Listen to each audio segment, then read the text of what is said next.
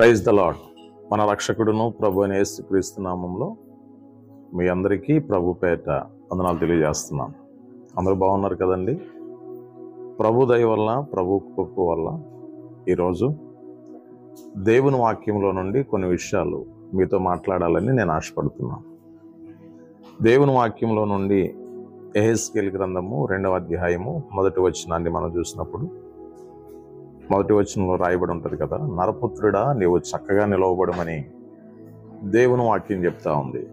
దేవుని బిడ్డలారా గమనించండి, దేవుడు యెహెజ్కేలు ప్రవక్తతో మాట్లాడుతున్నాడు. నరపుత్రుడా నీవు చక్కగా నిలవబడము. ఈరోజు చూడండి, చాలామంది జీవితాల్లో మనం చూస్తూ ఉంటాం దేవుని బిడ్డలారా, ఎలా నిలబడాలో తెలియదు. అంటే శరీర సంబంధమైనటువంటి రీతిలో నిలబడతారు, కానీ దేవుని వాక్యంలో మనం చూసినప్పుడు ఆత్మీయ సంబంధమైన విషయాల్లో నిలబడాలి. యవనస్తుడు అయినా, పెద్దవారైనా, స్త్రీలైనా, పురుషులైనా, ఈవెన్ ఎవరైనా సరే ఆత్మీయ జీవితంలో చక్కగా నిలవబడటం నేర్చుకోవాలి.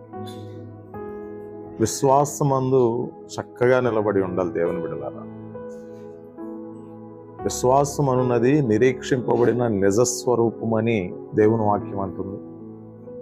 ఉన్న వాటిని లేనట్టుగా, లేని వాటిని ఉన్నట్టుగా చెప్పబడేదే విశ్వాసం. ప్రతి మనిషి చక్కగా నిలబడాలి. ఆత్మీయ జీవితంలో, విశ్వాసములో చక్కగా నిలబడాలి. సహవాసంలో కూడా నిలబడాలి. ఈరోజు చాలామంది సంఘానికి వెళ్తూ ఉంటారు, మందిరానికి వెళ్తూ ఉంటారు, ఆత్మీయంగా జీవిస్తూ ఉంటారు. దేవునిలో ఎలా నిలబడాలో చాలామందికి తెలియదండి. అందుకే దేవుడు యెహెజ్కేలు ప్రవక్తతో మాట్లాడాడు, నరపుత్రుడా నీవు చక్కగా నిలవబడు.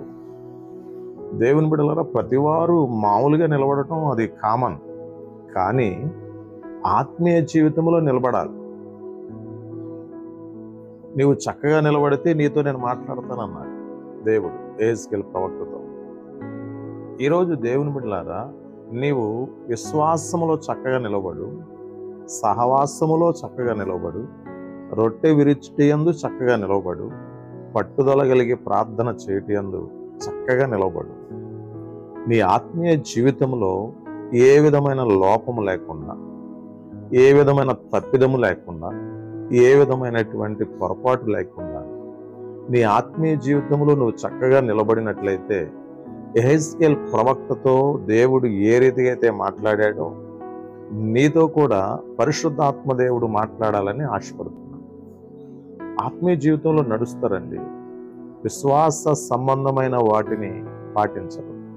విశ్వాసం లేకుండా దేవునికి ఇష్టడై ఉండుట అసాధ్యమని దేవుని వాక్యం అంటుంది. విశ్వాసంలో చక్కగా నిలబడు. ఎన్నో పోరాటాలు, ఎన్నో ఇబ్బందులు, ఎన్నో బాధాకరమైనటువంటి పరిస్థితులు నీ జీవితంలో, నీ కుటుంబంలో, నీ సంసారంలో, నీ కాపురంలో ఎదురవుతూ ఉంటాయి. వాటన్నిటినీ ఎదిరించడానికి విశ్వాసం కలిగి జీవించు. వాటన్నిటినీ ఎదిరించడానికి సహవాసం కలిగి జీవించు. సహవాసం అనేది చాలా ప్రాముఖ్యం. నువ్వు మందిరానికి వెళ్ళినప్పుడు, సంఘానికి వెళ్ళినప్పుడు విశ్వాసులతో కలిసి సహవాసం కలిగి ఉండాలి. చాలామంది విశ్వాసులము అని అంటారు, పాపులతో సహవాసం చేస్తూ ఉంటారు, లోక సంబంధమైన మనుషులతో సహవాసం చేస్తూ ఉంటారు. అది ఎంత మాత్రము మంచిది కాదు. దేవుడు ఈరోజు నీతో మాట్లాడుతున్నాడు. నీవు చక్కగా నిలవబడు. విశ్వాసములో, సహవాసములో, రొట్టె విరుచుటయందు, ప్రార్థన చేయుటయందు నువ్వు చక్కగా నిలబడితే, యెహెజ్కేలు ప్రవక్తతో దేవుడు ఎలాగైతే మాట్లాడాడో నీతో కూడా ఈరోజు మాట్లాడబోతున్నాడు. నీ కొరకు, మీ కుటుంబం కొరకు నేను ప్రార్థన చేస్తాను. తలలు వంచండి, ప్రార్థన చేసుకుందాం. మహాపరిశుద్ధుడైన తండ్రి, మీ పరిశుద్ధమైన నామానికి వందనాలు, స్తోత్రాలు ప్రభువా.